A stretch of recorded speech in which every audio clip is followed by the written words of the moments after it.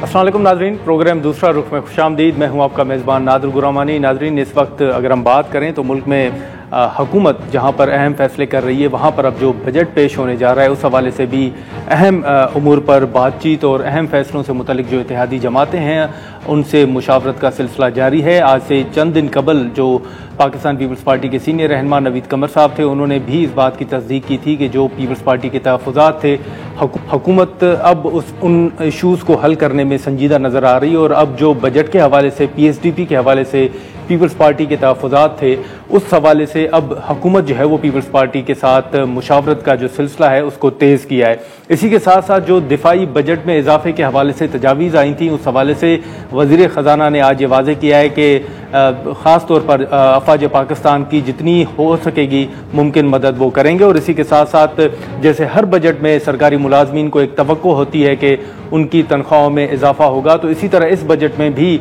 सरकारी मुलाजमीन ये तवक्को रखते हैं कि उनकी जो तनख्वाह है उसमें इजाफा होगा। लेकिन वज़ीर ख़जाना ने आज कहा है कि सरकारी मुलाजमीन की तनख्वाहों में इजाफे के हवाले से अभी तहाल कोई फ़ैसला सामने नहीं आया और इस हवाले से शायद मुशावरत का सिलसिला जारी हो। इसी के साथ साथ अगर हम बात करें तो सुप्रीम कोर्ट के अंदर इस वक्त मखसूस नशिस्तों के हवाले से जो केस है उसकी समाअत जारी है। और आज भी अदालत की जानिब से जो रिमार्क सामने आए हैं उसके मुताबिक जो सुन्नी इत्तेहाद काउंसिल के हवाले से पहले दिन से सवालात उठाए जा रहे थे, आज भी वही नुक्ता उठाया जा रहा है कि जिस जमात ने इलेक्शन में हिस्सा नहीं लिया, जो जमात पार्लियामेंट के अंदर मौजूद नहीं, उस जमात को कैसे मखसूस नशिस्तें दिए जाएँ। अब सियासत के हवाले से अगर बात करें तो खान साहब ने एक मरतबा फिर मुज़ाकरात के हवाले से हाथ बढ़ाया है, लेकिन वो चाहते हैं कि मुज़ाकरात इस्टेब्लिशमेंट के साथ हों। फिर मुस्लिम लीग नून के ऊपर जो तनकीद हो रही है, इन तमाम इशूज़ पर हम गुफ्तगू करते हैं। मुस्लिम लीग नून के सीनियर रहनुमा और सेनेट में parliament leader senator Irfan Siddiqui साहब हमारे साथ मौजूद हैं। इरफान सिद्दीकी साहब, सर बहुत शुक्रिया। सबसे पहले हम शुरू करते हैं सर कि ये जो खान साहब ने एक मुज़ाकरात के हवाले से अपने रहनुमाओं के ज़रिए एक पैगाम भी भेजा है और एक जो कुछ बयानात सामने आ रहे हैं कि वो मुज़ाकरात के लिए तैयार हैं, लेकिन जो गुफ्तगू है वो इस्टेब्लिशमेंट के साथ होगी। कल भी अली ज़फ़र साहब ने कहा है कि खान साहब ने यह वाज़ेह कहा है कि इस्टेब्लिशमेंट उनके साथ बात करे। आपको लग रहा है कि ये एक पॉजिटिव जेस्चर है खान साहब की तरफ से, या आपको लगता है कि मुज़ाकरात के हवाले से कोई बात आगे नहीं बढ़ सकती? बहुत शुक्रिया गौरमानी साहब। मैं समझता हूँ कि मुज़ाकरात के हवाले से पीपल्स पार्टी और उसकी लीडरशिप और खान साहब कभी भी वाज़े नहीं रहे, बहुत शदीद कन्फ्यूजन का शिकार हैं और अब तक चले आ रहे हैं। आप देखते हैं कि ये बात कि जी हमने उनसे मुज़ाकरात करने हैं जो कुछ समय दे सकते हैं या जो कुछ देने की कुदरत रखते हैं या जो मसाइल हल करने की सलाहियत रखते हैं, ये उनका एक मौक़िफ़ है। ठीक है। दूसरा मौक़िफ़ उन्होंने ये इख्तियार किया कि जी हम सियासी जमातों से बात करेंगे और उन्होंने बातचीत शुरू भी की। स्पीकर के पास गए, एक डेलीगेशन गया उनका, स्पीकर ने बात वज़ीर आज़म तक पहुँचाई, एक कमेटी बनी, मुज़ाकरात शुरू हुए, उसे अधूरा छोड़ के चले गए। तीसरा पहलू ये है कि वो बार बार कभी सड़कों की दुआई देते हैं, कभी लॉन्ग मार्च की बात करते हैं, कभी फिर अवामी ताकत को आजमाने की बात करते हैं। फिर जैसे आपने फरमाया कि मुख्तलिफ रहनुमाओं से जो बातचीत होती है वो बिल्कुल मुख्तलिफ होती है। अलीमा खान एक स्टेटमेंट देती हैं, अली गौर एक स्टेटमेंट देते हैं, असद कैसर एक स्टेटमेंट देते हैं, सलमान अकरम राजा एक स्टेटमेंट देते हैं और उनमें हमांगी नहीं होती है। जब तक लीडरशिप से मेरी मुराद है इमरान खान खुद वाज़े नहीं होते कि उन्होंने सियासतदानों से मुज़ाकरात करने हैं और सियासी जमातों से करने हैं, और हमेशा सियासी जमातें ही मसाइल हल किया करती हैं। वो जिस दरवाज़े पे मुसलसल दस्तक दे रहे हैं और दस्तक देते देते उनकी उंगलियां थक गई हैं, उनके हाथ खून आलूद हो गए हैं और वो दरवाज़ा नहीं खुल रहा। वो मौक़िफ़ एक आ चुका है उनका बड़ा वाज़ेह कि सियासतदान सियासी जमातों से बात करें, फ़ौज जो है वो सियासी जमातों के साथ मुज़ाकरात नहीं करेगी। ये एक डिक्लेयर्ड मौक़िफ़ है उनका। अब अगर फ़ौज अपने मौक़िफ़ में तब्दीली लाती है और ख़ान साहब की बातचीत सुनने पे आमादा हो जाती है तो हमें तो उस पर कोई एतराज़ नहीं है, लेकिन एक चीज़ ख़ान साहब को नोट करनी चाहिए कि वो वाज़े हों, दो टोक मौक़िफ़ इख्तियार करें और फिर उस पर कारबंद हो जाएं। ये नहीं कि सुबह कुछ और कहना है, शाम कुछ और कहना है, अगले दिन कुछ और कहना है। तो इस तरह से कन्फ्यूजन फैलता है। कभी वो सियासी इत्तेहाद की तरफ जाते हैं, कभी ग्रैंड अलायंस बनाते हैं। अभी कल उन्होंने कहा जी कि हम सड़कें बंद करेंगे। तो ये सारी चीज़ें जो हैं इन कन्फ्यूजन से निकलेंगे तो फिर रास्ता निकलेगा। लेकिन सर अब क्या हम ये कह सकते हैं कि आप अभी भी खान साहब को बेनिफिट ऑफ डाउट दे रहे हैं कि शायद ये मौक़िफ़ खान साहब का ना हो? जैसे आपने फरमाया कि मुख्तलिफ रहनुमा हैं तो उनके मुख्तलिफ बयानात हैं, तो अभी भी आपको लगता है कि शायद ये बयान खान साहब का ना हो या ये बयान इस तरह ना हो? और दूसरा, अगर पीटीआई आपके साथ मुज़ाकरात चाहती है या वो करने को तैयार हो जाए, तो क्या जिस कमेटी के आप तर्जमान थे सर, वो कमेटी दोबारा फाल हो सकती है? देखिए, अभी रिसेंटली ये जो इंडिया के साथ हमारी एक जारहियत का मुकाबला हमने किया और अल्लाह ताला ने हमें बड़ी वाज़ेह फतह अता की, इसके साथ एक जनरल कंसेंसस के हवाले से हमारे वज़ीर आज़म साहब ने भी स्टेटमेंट दी है कि हम हर जमात से बशमूल पीटीआई बातचीत करने को तैयार हैं। हमने कभी दरवाजे बंद नहीं किए, जब मुज़ाकरात शुरू हुए थे तो भी बंद नहीं किए, ये खुद उस मुज़ाकराती अमल से निकल गए। लेकिन हमारी कमेटी भी बरकरार रही, जो उसूली तौर पे तो अब भी बरकरार है। उसकी आईनी कानूनी हैसियत पे मैं बात नहीं करना चाहता। अगर पीटीआई कहती है जी कि हाँ हम मुज़ाकरात का अमल फिर शुरू करना, तो दो चीज़ें, पहले तो ये है कि वो ये कहे कि जी हाँ हमारा मौक़िफ़ ये है, हम आप ही से बात करेंगे, आप ही से मामलात हल करेंगे और आप ही से जो मांगेंगे वो चाहेंगे और आप ही हैं जो मसाइल को हल कर सकते हैं, तो फिर ठीक है। दूसरी बात यह है कि ज़रूरी नहीं है कि जो कमेटी हमारी बनी थी वो वही कमेटी कायम रहे, नई कमेटी भी बन सकती है। इसी तरह पीटीआई की भी नई कमेटी का बनना कोई ऐसा बड़ा इशू नहीं है। बड़ा इशू गुरमानी साहब सिर्फ ये है कि वो वाज़े हों और उनकी जो टीम आए वो इख्तियार लेके आए। वो ऐसे ना हो कि बात बात पे ये कहें जी हमने तो खान साहब से पूछना है, हमें तो खान साहब से मिलने का मौका दें, हम उनसे मिले बगैर इस बात का जवाब नहीं दे सकते, हम उनसे मिलेंगे तो खुले मैदान में मिलेंगे, कोई देखने वाला ना हो, कोई सुनने वाला ना हो। इन खरखशों से निकलें और ठोस मैंडेट लेके आएँ, वाज़े यकीन दहानियाँ लेके आएँ अपनी लीडरशिप से और एतमाद के साथ हमारे साथ बैठे बातचीत करें। 100 बिस्मिल्लाह। लेकिन इरफान साहब, अभी जो खान साहब के मुख्तलिफ टेस्ट के हवाले से एक बात चल रही है, उस हवाले से पाकिस्तान तहरीक इंसाफ जो वो तहफ़्फ़ुज़ात का इजहार भी कर रही है। वो जो पोलीग्राफ टेस्ट के हवाले से एक मौक़िफ़ सामने आ रहा है, पीटीआई का ये मौक़िफ़ है कि ये खान साहब की तौहीन है, ये टेस्ट जो हैं वो तो दहशत गर्दों के होते हैं और इस तरह के बयानात। आप समझते हैं कि ये पीटीआई का जवाब या ये तहफ़्फ़ुज़ात ख़दशात दुरुस्त है? देखिए, पीटीआई की हद तक वो अपनी लीडरशिप के हवाले से जिस तरह की हमदर्दी रखते हैं और लीडरशिप की इज़्ज़त या वक़ार के हवाले से अगर कोई बयान देते हैं तो मुझे उस पर एतराज़ करने का कोई हक़ हासिल नहीं है। हम भी अपनी लीडरशिप का एहतराम करते हैं और वो भी अपनी लीडरशिप के हवाले से यकीनन इस तरह की बात अगर सोचते हैं या कहते हैं तो उन्हें इसका हक़ हासिल है। लेकिन मामला ये है कि ये सारा इशू अदालत के पास है। अदालत के कहने पे ये टेस्ट हो रहा है और अदालत इस टेस्ट से अगर उन्हें मुस्तस्ना करार देती है तो दे दे। हमने तो ये नहीं कहा कि ये टेस्ट कराया जाए। अब अदालती अमल से एक चीज़ गुजर रही है, उस पर मेरी राय या खुद पीटीआई की राय कोई अहमियत नहीं रखती है और हक़ाइक़ और सच सामने आने के लिए मेरा ख्याल है कि जो अदालती आर्डर्स होते हैं, अहकामात होते हैं, उनकी पासदारी की जानी चाहिए। इरफान साहब, अभी अगर हम देखें तो जहां पर पीटीआई मुज़ाकरात के हवाले से एक मौक़िफ़ अपना रही है, फिर अदालतों के हवाले से उनका एक मौक़िफ़ रहा है, वहीं पर हम जैसे शुरू में हमने जिक्र किया कि शायद खान साहब अब चाह रहे हैं कि बातचीत हो, लेकिन गंडापुर साहब का अगर उस दिन का बयान सर आपकी नज़र से गुजरा हो तो उन्होंने कहा है कि अगर खान साहब के साथ हमारी मुलाकात नहीं करवाने दी जाती तो फिर जो IMF के साथ हुकूमत की शराइत होंगी उसमें शायद फिर हम हुकूमत का साथ ना दें। मतलब IMF के साथ अगर कोई डील होती है तो फिर एक सूबा जो है वो हुकूमत के साथ नहीं खड़ा होगा। ये किस हद तक एक संगीन इक़दाम होगा अगर खैबर पख्तूनख्वा या पीटीआई इस तरफ जो है वो जाती है? तो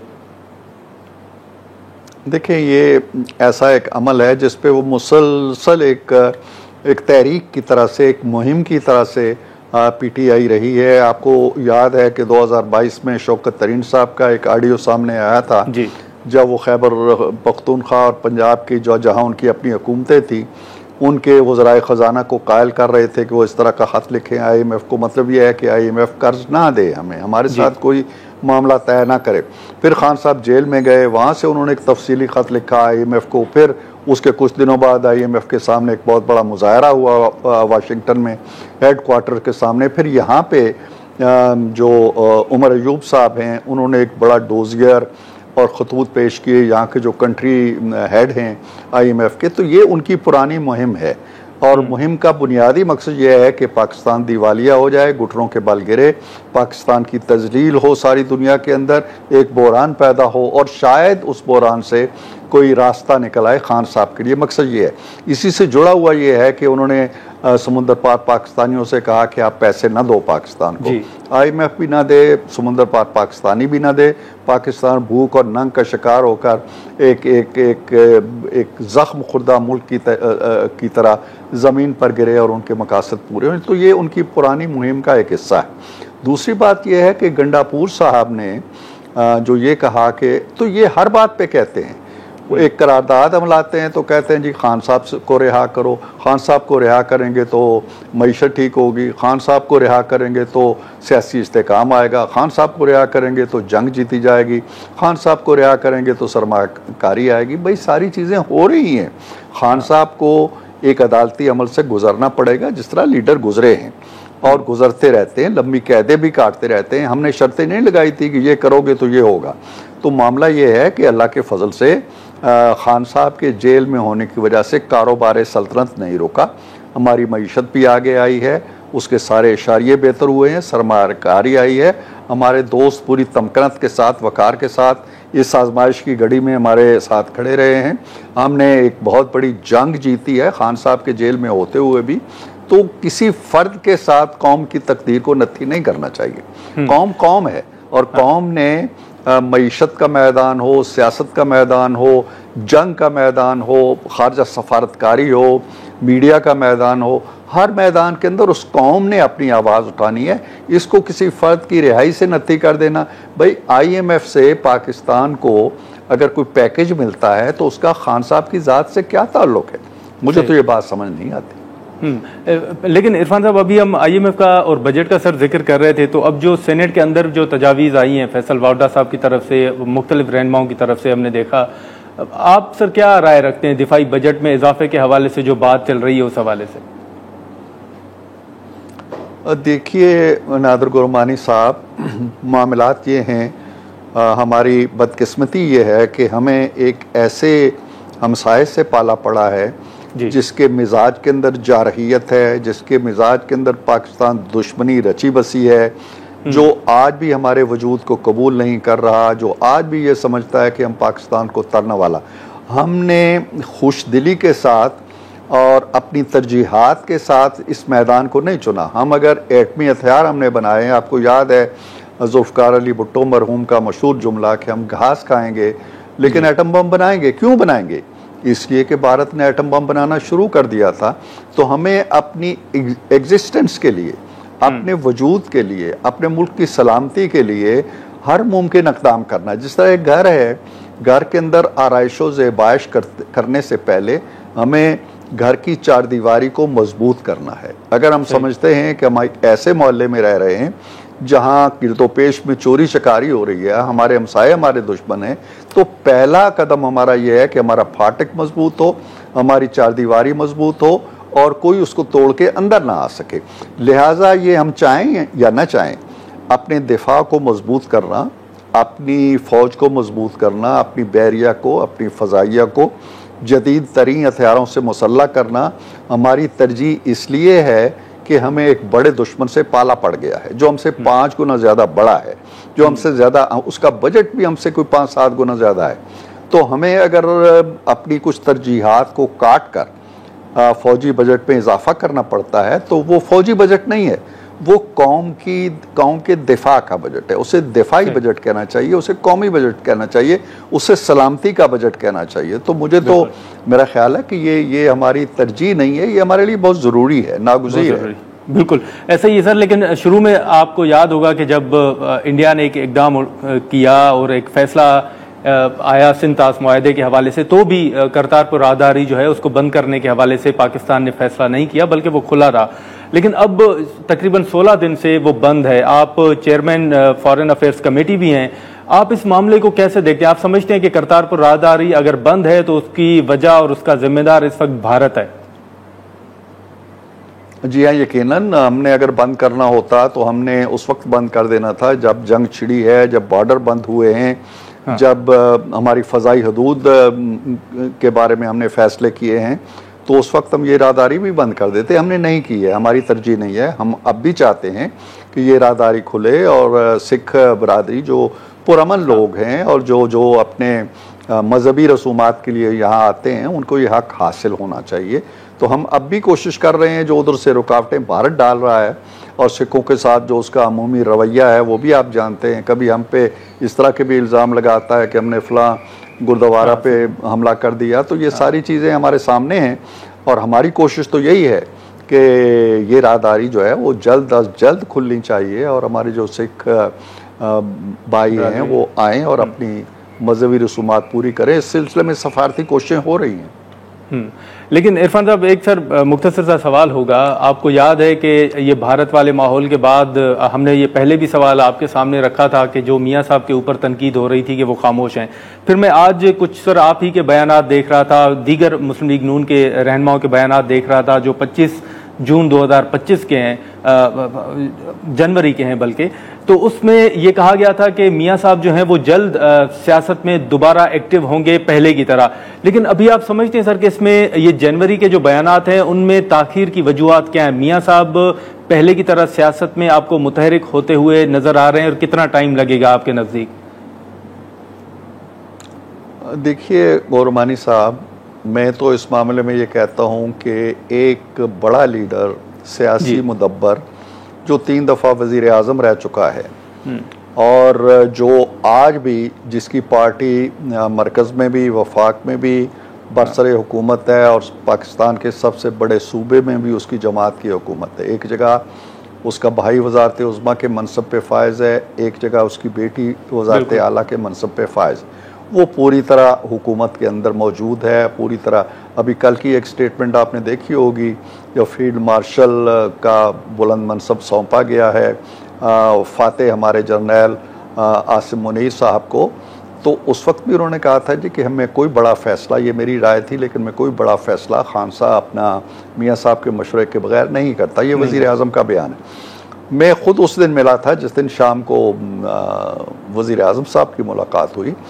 तो ये कहना कि वो ज़ुबानी कलामी जलसे जुलूसों के अंदर, बयानात के अंदर, मीडिया के अंदर, टेलीविज़न चैनल्स के अंदर मुतहर्रिक होंगे, ऐसा तो मुझे नहीं लगता। लेकिन जहाँ उनकी राय की ज़रूरत है, उनके मशवरे की ज़रूरत है, उनकी रहनुमाई की ज़रूरत है, उनकी क़ियादत की ज़रूरत है, वो पूरी तरह मौजूद है और मुतहर्रिक है। दूसरी बात ये होती है कि जब एक हुकूमत एक वज़ीर आज़म चला रहा हो तो उसके अंदर उनके बयानात का आना मैं नहीं समझता हूँ कि कोई ज़रूरी होता है, बल्कि बाज़ औक़ात उनके अगर बयानात ऐसे आ जाएं जो ज़रा सा भी बात बराबर भी सरकार की पॉलिसी से मुनासबत ना रखते हों तो उलझनें पैदा होती हैं, मुश्किलात पैदा होती है। इसलिए एक सियासी मुदब्बर के तौर पर वो बड़े खामोशी के साथ अपना किरदार अदा कर रहे हैं। जब ज़रूरत पड़ेगी कि खुल के आना है, वो अपने लीडरों से मिलते हैं, अरकान असम्बली से मिलते हैं, मुशावरत करते हैं। कोई टिकट देना हो किसी इलेक्शन में तो वो उनकी राय के बगैर नहीं होता। पार्टी के सदर हैं वो, तो वो रोल अपना अदा कर रहे हैं, जिस रोल को हम समझते हैं कि वो बोलते क्यों नहीं हैं और मीडिया में आके या जलसे जुलूसों में आके या बयानात की सतह तक वो क्यों नज़र नहीं आते। तो मेरा ख्याल है कि उनके कद काट के लीडर के लिए अब ये ज़रूरी नहीं है कि वो हर रोज़ बोले या हर रोज़ अपना नज़रिया पेश करे और उसका नज़रिया या उसकी गुफ्तगू या उसके बयानात जो हैं वो डिस्कस होते रहें और उनमें मीन में खम निकालते रहें, कीड़ाकारी करते रहें और उलझनें पैदा करते रहें। चल ठीक है। सेनेटर इरफान सिद्दीकी साहब, बहुत शुक्रिया सर वक्त निकालने का। नाज़रीन, इरफान साहब की गुफ्तगू आपने सुनी। अब हम यहाँ पर एक मुख्तसर सा ब्रेक लेंगे और ब्रेक के बाद फैसल चौधरी साहब हमें ज्वाइन करेंगे प्रोग्राम में। एक बार फिर खुशामदीद नाज़रीन। सेनेटर इरफान सिद्दीकी साहब की गुफ्तगू आपने सुनी जो पाकिस्तान तहरीक इंसाफ के तहफ़्फ़ुज़ात थे। उस हवाले से उन तहफ़्फ़ुज़ात और उन सवालात को सेनेटर इरफान सिद्दीकी साहब ने मुस्तरद किया और कहा कि इस वक्त जो PTI की जानिब से सवालात उठाए जा रहे हैं और जो तहफ़्फ़ुज़ात का इज़हार किया जा रहा है कि मईशत नहीं चल सकती, सियासत नहीं चल सकती खान साहब के बगैर, तो इस वक्त मईशत भी बेहतर हो रही है और सियासी इस्तेकाम जो है वो मुल्क में, उस हवाले से भी उन्होंने अपना मौक़िफ़ दिया। इस वक्त फैसल चौधरी साहब हमारे साथ मौजूद हैं, हम उनसे गुफ्तगू करेंगे। फैसल साहब, बहुत शुक्रिया वक्त निकालने का। सर, सबसे पहले तो जो इस वक्त सुप्रीम कोर्ट के अंदर मखसूस नशस्तों के हवाले से केस है उसमें अगर हम बात कर लें तो वो सवाल जो डे 1 से उठाया जा रहा था कि वो जमात जो पार्लियामेंट के अंदर मौजूद नहीं या वो जमात जिसने इलेक्शन नहीं लड़ा उसको मखसूस नशिस्तें कैसे अलॉट की जाएं, आपको लगता है कि ये जो डे 1 से एक सवाल था अभी तक वही सवाल उठाया जा रहा है, और या आप समझते हैं कि ये सवालात दुरुस्त हैं? जो सुन्नी इत्तेहाद काउंसिल में शमूलियत का फैसला था पार्टी का, बतौर सीनियर कानूनदान आप समझते हैं कि वो फैसला असल में गलत था? सर, पहली बात तो ये है कि ये जो बेंच जो इस वक्त सुन रही है ये केसेस, वो बेंच आईनी और कानूनी तौर पे दुरुस्त नहीं है। जो नजरसानी या रिव्यू की दरखास्तें होती हैं वो तो लगती हुई इस बेंच के सामने है, उसमें ऑथर जज है नहीं। इसमें जो मेजोरिटी ऑफ जजेस तो वो हैं जिन्होंने ये केस सुना ही नहीं हुआ, तो वो रिव्यू पे फैसला कैसे कर सकते हैं? ये तो री हियरिंग हो रही है केस की। तो ये केस लगने से पहले एक तो जब टाइम था उस वक्त लीगल टीम सो रही थी, उन्होंने कुछ नहीं किया, और वहाँ पे इनका जनरल सेक्रेटरी जो है वो जाके पीटीआई का उन्होंने ये कहा कि हमारा तो ये सीटें नहीं है, सुन्नी इत्तेहाद काउंसिल की हैं। फिर बाद में जो है एक गौर साहब ने पिटीशन डाली, तो लेकिन अब ये फैसला ये हो चुका है, तो जो आईनी और कानूनी पोजीशन है वो तो सिंपल है। वो तो जिसको सबसे ज्यादा वोटें मिलेंगी, जाहिर है रिजर्व सीट भी उनको मिलेंगी। तो सुप्रीम कोर्ट के जो इस वक्त ये सवालात हैं ये तो तब उठेंगे जब अगर रिव्यू में कोई मेरिट पे बात होगी। तो मेरिट वाली तो बात है नहीं, ये तो सियासी केस है, सियासी अंदाज से हल होना है, और सियासी अंदाज से ही सियासी केसेस हल होते हैं। इसमें किसी को क्या कोई उम्मीद है 26वीं तरमीम के बाद अदालतों से? तो मैं तो उनमें से नहीं हूँ, मुझे अदालतों से कोई उम्मीद नहीं है सियासी केसेस में और इमरान खान के केसेस में। ये कोर्ट पैकिंग हो चुकी है। अब इसको जो टाइम था तो ये ज़ाया किया, इनकी जो क़यादत है बाहर, और उन्होंने आपस की लड़ाइयाँ जो हैं उन पर तवज्जो दी, पार्टी को कमज़ोर किया, और उसकी वजह से जो है इमरान खान साहब को नुकसान हुआ भी है, हो भी रहा है, और आइंदा भी होगा। हाँ, मखसूस नशिस्तों के हवाले से आप समझते हैं कि कुछ जो जिम्मेदारी है वो पीटीआई की क़यादत की भी बनती है कि उन्होंने हैंडल सही तरीके से नहीं किया? जिम्मेदारी इन्हीं की बनती है और किसकी बनती है? जब आप पाकिस्तान तहरीक इंसाफ को आपने वहां पे बनाया ही नहीं था पार्टी, लेकिन वो सारा सुप्रीम कोर्ट ने उस वक्त देख लिया था। अभी जो मामला हो रहा है, सबसे पहली बात तो यह है कि इस बेंच के सामने केस आर्ग्यू करने तो गुरबानी साहब को चांस ही नहीं है ना। आप क्यों केस आर्ग्यू करें? आपको नहीं पता कि क्या फैसला आना है? तो ये सियासी केस है ना। आप इस बेंच पे जब आर्ग्यू करेंगे, पेश होंगे, बात करेंगे, तो फिर तो आप इसके ऊपर एतमाद का इजहार कर रहे हैं। नहीं सर, तो आपके मुताबिक बाइकआउट करना चाहिए फैसल साहब? बिल्कुल बाइकआउट करना चाहिए। उसकी वजह है कि सुप्रीम कोर्ट रूल्स के मुताबिक ये बेंच बन नहीं सकती है। सुप्रीम कोर्ट रूल्स के मुताबिक बेंच बनेगी। आपको क्या मतलब इससे कोई खैर की या स्वाब की तो है, तो आप क्यों उनको मामलात करें? देखें ना, जो सियासी मामलात वो सियासी तरीके से हल होने हैं, ये कानूनी मामलात नहीं है। इनको अगर कोई कानूनी मामला समझता है तो वो फिर अल्लाह का बंदा पता नहीं किस दुनिया में रहता है। आपको भी पता है, मुझे भी पता है कि यहाँ पे पाकिस्तान में मामलात किस तरह से चलते हैं। देखिए ना, इमरान खान साहब की रिहाई के सारे दरवाजे इन्होंने एक एक करके बंद किए हैं। सबसे पहले 26 नवंबर को पब्लिक अपराइजिंग, बंदे शहीद हुए, ये वहाँ पे बिल्ड नहीं कर सके। उसके बाद इमरान खान साहब का ये जो जहाँ पे पॉलिटिकल अलायंस बनने में सारी की सारी गलती ये जो है पॉलिटिकल पीटीआई की अनइलेक्टेड इम्पोज क़यादत है उसकी है। वो उनको नहीं हल कर सके, ना उनके तहफ़्फ़ुज़ात दूर कर सके, और बल्कि 26वीं आईनी तरमीम में आईनी बेंच बनाने का आइडिया इनका था। ये जो अभी बहुत ज़्यादा लीगल विजिट बने हुए हैं ये इन्होंने बनाया हुआ है। ये तो मौलाना साहब ने मुझे खुद बताया। उसके बाद जंग के दौरान और जब फरवरी जनवरी में आया तो एक बातचीत शुरू हुई, तब भी ये मौके ज़ाहिर किए। देखिए, पॉलिटिक्स में आपको एक लाहेमल बनाना पड़ता है और पॉलिटिकल जमातों से ही बात करनी पड़ेगी। आपसे एस्टैब्लिशमेंट क्यों बात करेगी? एस्टैब्लिशमेंट को क्या मजबूरी है आपकी? इस वक्त तो बिल्कुल भी कोई मजबूरी नहीं है। तो एस्टैब्लिशमेंट जो है वो तो इस तरह से नहीं बात करती। ना तहरीक चलाने की कोई मौसम है, ना कोई लवाजमात है, ना ये तहरीक चल सकेगी। मेरी राय में तहरीक चलाने का कोई एक अंसर जो है वो सामने नहीं है। अगर आप ये कहेंगे कि लोग जो हैं वो निकलें और दोबारा बच्चे शहीद हों, तो ये लीडरशिप जो है वो तो एब्सेंस रहती है वो तो आएंगे नहीं, तो ये तो भाग जाएंगे। तो जब तक जो इनमें बेहतर लोग हैं, गौहर जैसे संजीदा लोग हैं, वो बहुत हमल मजाज लोग हैं, उनको उनकी गत बनाई जाती है, उनका मजाक उड़ाया जाता है। वो चेयरमैन है, इलेक्टेड चेयरमैन है, इमरान खान साहब ने लगाए हमें, जो उड़ता है उनके ऊपर जो है वो पत्तियां कसना शुरू कर देता है। ये तो जाति की बात है। शरीफ आदमी वो बात नहीं करते, जवाब नहीं देते। नाज़रीन, यहाँ पर एक शॉर्ट ब्रेक लेते हैं और ब्रेक के बाद यहीं से गुफ्तगू को आगे बढ़ाते हैं। प्रोग्राम में एक बार फिर खुशामदीद। फैसल साहब, आपसे पहले सेनेटर इरफान सिद्दीकी साहब से हमारी बात हो रही थी, वो भी यही बात कर रहे थे कि जो खान साहब का एक बयान कोट किया जा रहा है कि मैं एस्टेब्लिशमेंट के साथ बातचीत करना चाहता हूं, तो उनका ये मौक़िफ़ था कि ये मुख्तलिफ रहनुमाओं के मुख्तलिफ बयानात हैं, अब समझ नहीं आता कि कौन सा बयान दुरुस्त है। आपकी भी मुलाकातें खान साहब के साथ होती हैं, आप जरा तस्दीक करेंगे कि खान साहब चाहते क्या हैं? वो मुज़ाकरात एस्टेब्लिशमेंट के साथ चाहते हैं या सियासी जमातों के साथ? देखिए, कन्फ्यूजन तो है तहरीके इंसाफ में। सियासी जमातों को तो वो समझते हैं कि उनके पावरलेस है, और लेकिन अगर पावरलेस भी हैं तो मेरा तो हमेशा ये सांस रहा है कि आपको बात तो उन्हीं से करनी पड़ेगी। आप एस्टेब्लिशमेंट देखें ना, इस वक्त गुरमानी साहब क्या दबाव है हुकूमत के ऊपर या बिल्कुल एस्टेब्लिशमेंट के ऊपर। जंग वो जीत चुके हैं, पॉपुलैरिटी फौज की बहाल हो चुकी है। इसमें कोई जो आज के हालात है, जंग से पहले के हालात, जंग के दौरान और जंग के बाद के हालात, जमीन आसमान का फर्क है। और वो लोग जो सियासत करते हैं उनको इन हालात का इदराक होना चाहिए। अगर आप इमरान खान साहब को बार बार जाके ये कहेंगे, देखिए सियासत तो जज्बातियत के साथ नहीं हो सकती, और ये कहना कि जी आप इस तरह से कर लें, हम वैसे कर लेंगे, हम तहरीक चला लेंगे, हम तहरीक के घोड़े से आपको उतरना पड़ेगा, उसको छांव में बांधना पड़ेगा, और ठंडे दिमाग से आपको सोचना पड़ेगा कि आप जो सरपट घोड़ा दौड़ा रहे हैं उसमें शायद मंजिल के पीछे रह गई है, आप सिर्फ दौड़े जा रहे हैं। तो इस चीज को सोचना पड़ेगा और करना पड़ेगा। हालात ये है कि इनकी अनइलेक्टेड जो इम्पोज्ड क़यादत है वो आलिया हमजा और जुनैद अकबर जैसे लोगों को बर्दाश्त नहीं कर रहे, और बाकायदा उनके खिलाफ साजिशें शुरू की हुई हैं।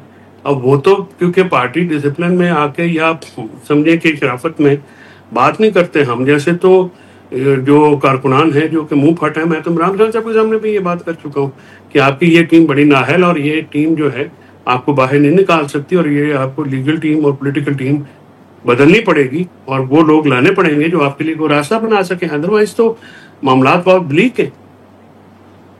नहीं, लेकिन फैसल साहब, फिर मैं ये समझना चाहूँगा कि आपके नज़दीक अगर तहरीक का भी माहौल नहीं है और इस्टेब्लिशमेंट भी वो उनकी कोई मजबूरी नहीं है कि वो खान साहब के साथ बात करें, तो आपके नज़दीक फिर हल क्या है, क्या होना चाहिए? सियासी हल है जी, इसका एक ही तरीक़ाकार है और सियासी हल है, और बातचीत से ही निकलेगा। पहले अपोजिशन जमातों को अपने साथ में लाएं, जो इश्यूज हैं कौमी इश्यूज, हर इशू पे तो जमातें नहीं आएंगी।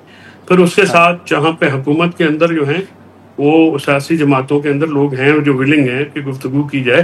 पहले आप मामले को पटड़ी पे तो डालें, पटड़ी पे डालने के बाद ही आप मुल्क में आइन और कानून को बहाल करेंगे तो आपका मसला नहीं रहेगा। इस वक्त अदालत और पार्लियामेंट जो है वो इंतजामिया के ज़ेरे नगी हैं, ये एक फैक्ट है। और माशाल्लाह हुकूमत में भी तो गुरमानी साहब आप बात करते हैं, वो भी तो बिल्कुल डिफैक्टो गवर्नमेंट होती है।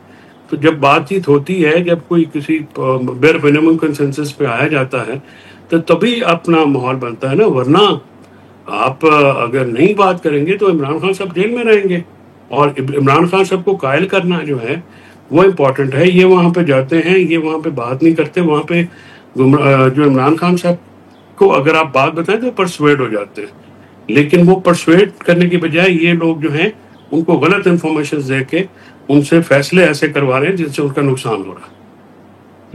लेकिन ये जो फिर हुकूमत का एक मौक़िफ़ है कि अदालती अहकामात पर भी अमल दरामद नहीं हो रहा, जो पॉलीग्राफ टेस्ट है वो भी खान साहब करवाने से इनकार कर रहे हैं मुसलसल, ये हुकूमत का मौक़िफ़ या तनकीद फैसल साहब आप समझते हैं कि दुरुस्त है? क्योंकि पीटीआई तो कह रही है कि ये टेस्ट जो हैं वो तो दहशतगर्दों के होते हैं, खान साहब जो हैं वो एक सियासी लीडर हैं, उनके इस तरह के टेस्ट नहीं होने चाहिए, ये तौहीन है।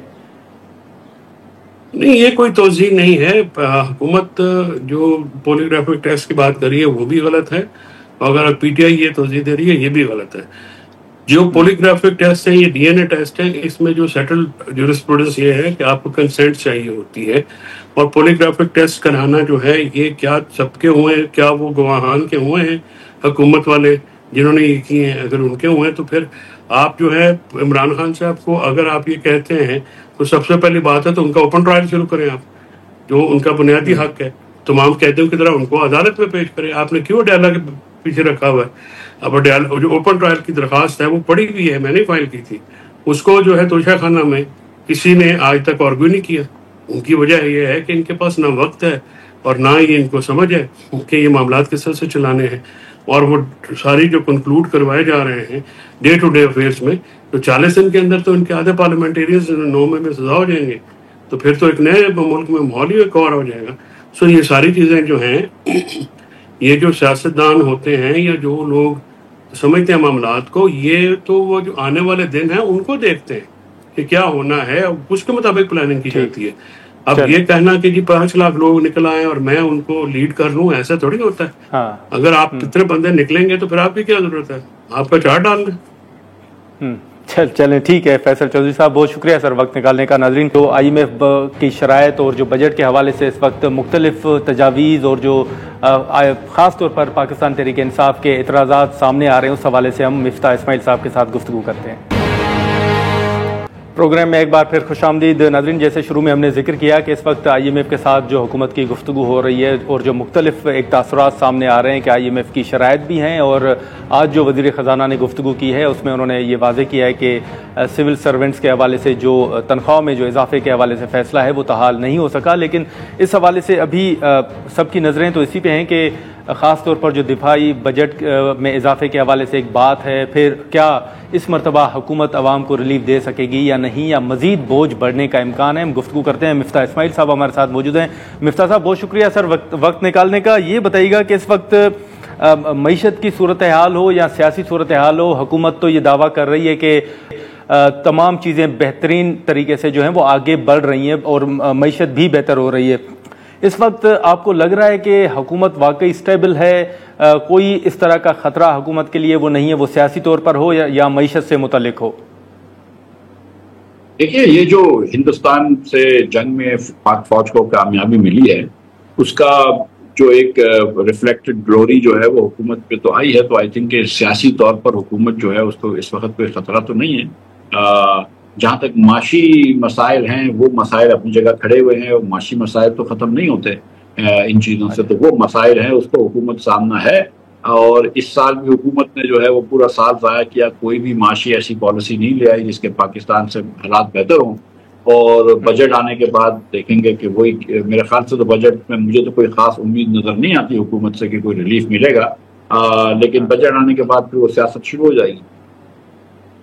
अच्छा, लेकिन मिफ्ता साहब, इस वक्त जो IMF के साथ बातचीत चल रही है, हुकूमत के बयानात भी आपने देखे होंगे, वो ये दावा भी कर रहे हैं कि चलें कोई अवाम पर इस मरतबा हम बोझ नहीं डालेंगे, ख़ास तौर पर सैलरीड क्लास के ऊपर अगर हम रिलीफ नहीं देंगे तो कम से कम मज़ीद बोझ नहीं डालेंगे। इस हवाले से अभी तक कौन से ऐसे नुकात हैं जो आपकी नज़र से गुजरे हों जिन पर आपको तहफ़्फ़ुज़ात हों? कि कई चीज़ें हैं जो कि तशवीशनाक हैं। मिसाल के तौर पर अब ऑलरेडी 38.5% सैलरी क्लास के ऊपर टैक्स है। 50,000 रुपए जो नौकरी पे कमाता है उसके ऊपर आपने टैक्स लगा दिया। पिछले साल 1 लाख रुपए जो कमाता है उसका आपने टैक्स डबल कर दिया, उसके ऊपर 30,000 रुपया टैक्स लगा दिया साल के आखिर में। तो अब ये कहना कि हम मजीद बोझ नहीं डाल रहे, एक लोगों को चक्की में तो पीस दिया है और क्या और कर सकते हो, तो आप मजीद बोझ ना डालें। नहीं, आपने तो बात की थी कि अगले साल से रिलीफ देंगे, तो हम तो एक्सपेक्ट कर रहे हैं कि कम से कम 10% जो है वो टैक्स कम करेंगे। और अगर ये नहीं करते तो ये बहुत ज्यादती होगी। इसी तरह नौकरी पेशा लोगों के अलावा हमारे जो बिजनेस इंडिविजुअल होते हैं, डॉक्टर्स हो गए, लॉयर्स हो गए, सिविल चार्टर्ड अकाउंटेंट्स हो गए, इनके ऊपर 49% टैक्स है, वो टैक्स भी कम करना चाहिए। आप शरीफ लोगों को चोर बना रहे हैं। और कंपनियों के ऊपर 61% टैक्स है, ये भी कम होना चाहिए। पाकिस्तान की बिजली इस वक्त हर खित्ते के मुल्क से महंगी है, पाकिस्तान की गैस हर खित्ते से मुल्क की महंगी है, पाकिस्तान के टैक्स रिटर्न सबसे ज्यादा है। तो इसके अंदर जब तक आप बेहतरी नहीं लाएंगे मईशत आगे नहीं चल सकेगी। तो हम तो समझते हैं कि सब्सटैंशियल रिलीफ हुकूमत को देना चाहिए, और उसको देने का जो तरीक़ेकार है वो ये कि आप अपने अखराजात कम करें। तो अखराजात का तो एक पैसा कम कर रहे हैं, ना अखराजात कम कर रहे हैं, ना PSDP वगैरह के अंदर जो बंदर पार्ट है उसको कम कर रहे हैं, तो रिलीफ कैसे मिलेगा? तो मिफ्ता साहब, ये हमने पार्लियामेंट के अंदर भी ये सवाल सुना था, और लोग खास तौर पर जो पार्लियामेंटेरियंस थे वो हुकूमत से ये भी सवाल कर रहे थे कि एक तरफ आप अपने अखराजात कम करने की बात करते हैं, दूसरी तरफ काबीना में मुसलसल इजाफा किया जा रहा है। तो ये जो काबीना में इजाफा है, आपको लगता है कि ये भी एक वजह है अखराजात में इजाफे की?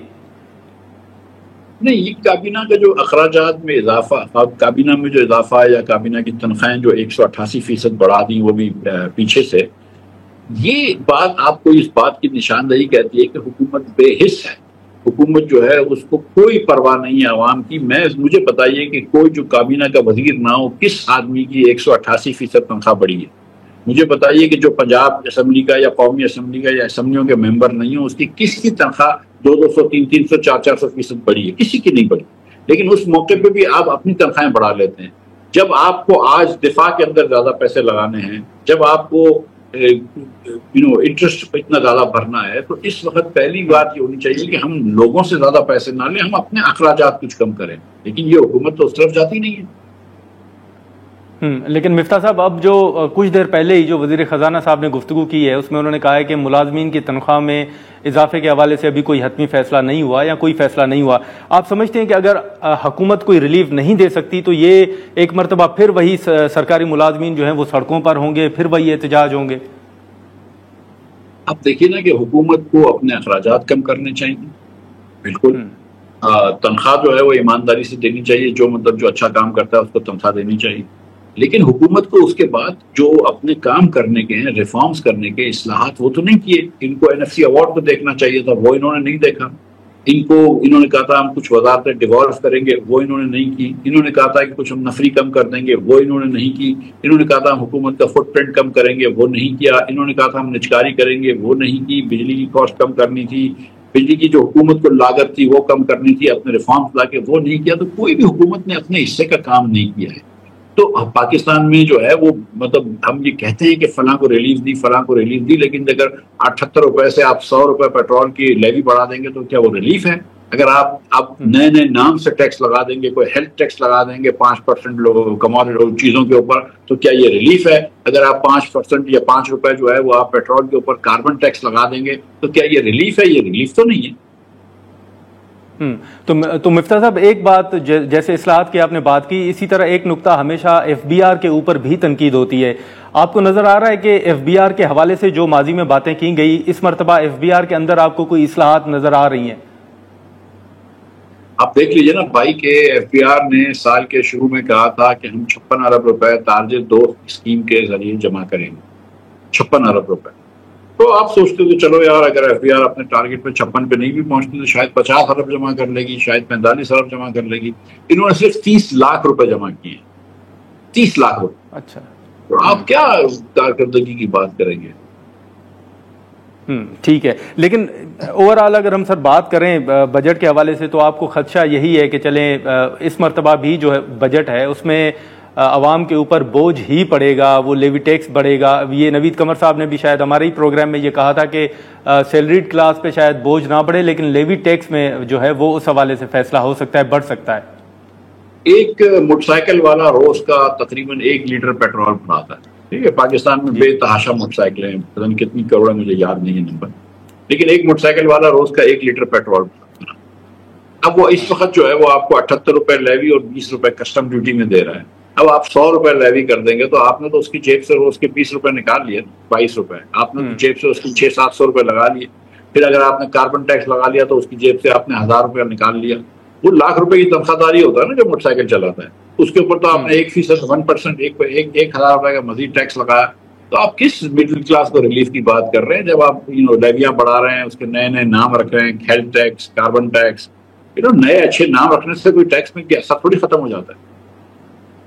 लेकिन ये फिर जो दिफाई बजट के हवाले से कुछ तजावीज़ सामने आ रही हैं मिफ्ता साहब, इस वक्त आपको लगता है कि कितना इजाफा हो सकता है? अगर रफली आप खैर इस हवाले से अभी हुकूमत की जानिब से भी तफसीलात सामने नहीं आई, लेकिन आपको लगता क्या है कि कौन कौन से अहम फैसले होंगे जिनसे हुकूमत को हाथ उठाना होगा? PSDP पे जो वो कट है वो लगाना पड़ेगा?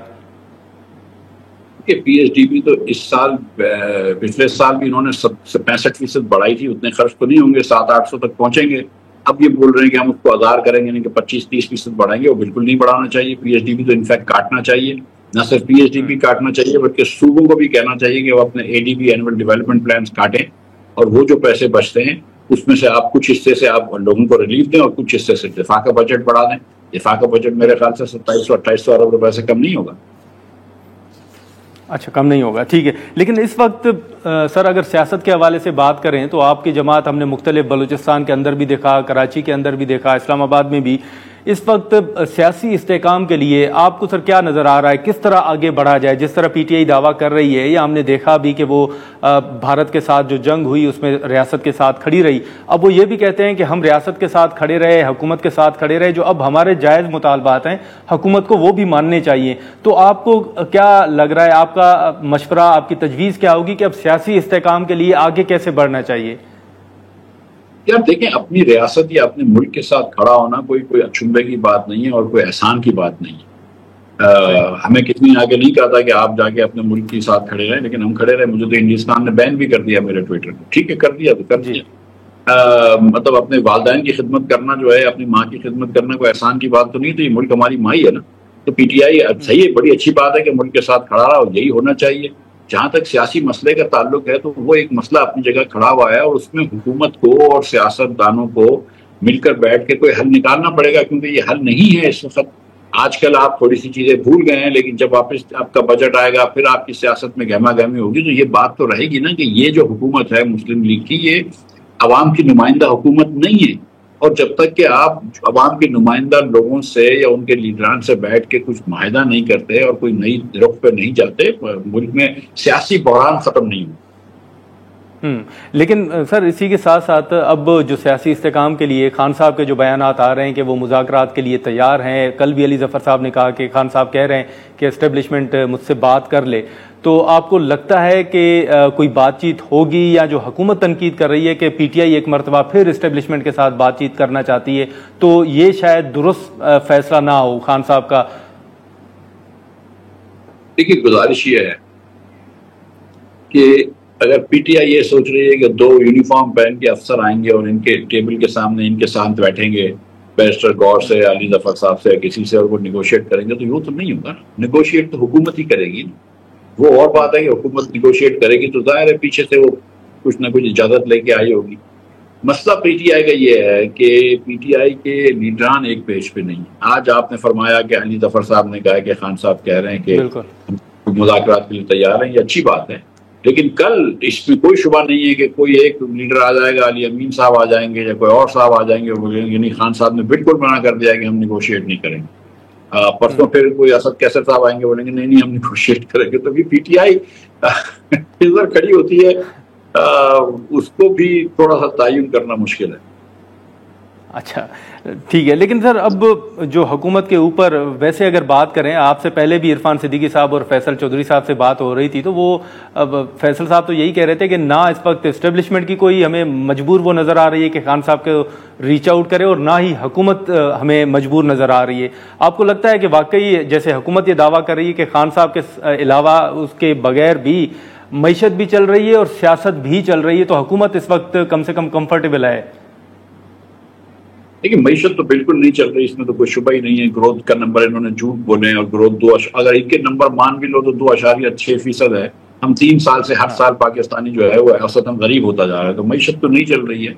सियासत में हुकूमत स्टेबिलिटी है, इसमें कोई बहस नहीं है। लेकिन इसी वक्त तो बड़े लीडरों का और छोटे बड़े लीडरों में यही तो फर्क है ना कि इस वक्त जबकि स्टेबिलिटी है, वो हम क्राइसिस में जाने से पहले उसको खत्म करें। और अगर ये लोग आपस में बात कर लेते हैं सियासी लीडरान, और कोई वाया मीडिया निकाल लेते हैं, कोई तरीक़ेकार निकाल लेते हैं कि जिससे मुल्क के अंदर इस किस्म की जो है दस्तों गिरेबान जो सियासी खड़े हुए रहनुमा एक दूसरे के, वो खत्म हो और कोई बीच का रास्ता निकले। ताकि देखिए, सियासत का कोई मकसद होता है। सियासत का मकसद ये नहीं होता कि आपके नवासे और आपके पोते और आपके पता नहीं दोस्त हुकूमत कर रहे हैं। आपको होता है कि कोई मुल्क की बेहतरी करके जाए। आज पाकिस्तान जो है वो इतना पीछे रह गया है दुनिया से, तो हमको कुछ ना कुछ तो करना पड़ेगा ना। तो अगर हम आपस में बैठ के थोड़ी सी बात कर लें, इसमें क्या हर्ज है? मिफ्ता साहब, इस सारे माहौल के दौरान हमने ये देखा है कि मियाँ साहब के ऊपर बड़ी तनकीद हो रही। सर आप अगर मुनासिब समझें तो इसका जवाब आपसे मैं ज़रूर जानना चाहूँगा। आप खुद मियाँ साहब के बड़े करीब रहे हैं, जो इस वक्त तनकीद मियाँ साहब के ऊपर हो रही है कि वो शायद सिस्टम से खुश नहीं है, जो उनकी नशिस्त के हवाले से सवालात उठ रहे हैं, या ये जो भारत के साथ जो एक जंग का माहौल था उस वक्त मियाँ साहब की खामोशी, जो सवालात उठ रहे हैं सर, आप इत्तफाक करते हैं कि ये दुरुस्त हैं, मियाँ साहब खामोश हैं, उन्हें नहीं होना चाहिए, या आपकी नज़र में भी वो सिस्टम से खुश नहीं है? अब देखें, मुझे नहीं सचमुच पता है, मैं अब मुस्लिम लीग से 2 साल में मुस्लिम लीग से नहीं हूँ, 2-3 साल से। ये सवाल जो है ये बेहतर यही है कि अगर आप किसी मुस्लिम लीग के हमारे किसी दोस्त से पूछ लें तो वो जवाब दे सकेगा कि मियाँ साहब सिस्टम से खुश हैं कि नहीं है, वो खामोश क्यों हैं, क्यों नहीं है। मैं इस पर कुछ राय अपनी नहीं है, मेरी कोई राय। अच्छा, चले, ठीक है मिफ्ताह साहब, बहुत शुक्रिया सर वक्त निकालने का। नाज़रीन, मिफ्ताह साहब की गुफ्तगू आपने सुनी, और इससे पहले जो इरफान सिद्दीकी साहब और फैसल चौधरी साहब ने गुफ्तगू की, खासतौर पर जो PTI के तहफ़्फ़ुज़ात थे, IMF के साथ मुज़ाकरात और बजट के हवाले से हमने गुफ्तगू की। आज के प्रोग्राम में इतना ही, इजाज़त दीजिए, अल्लाह हाफ़िज़।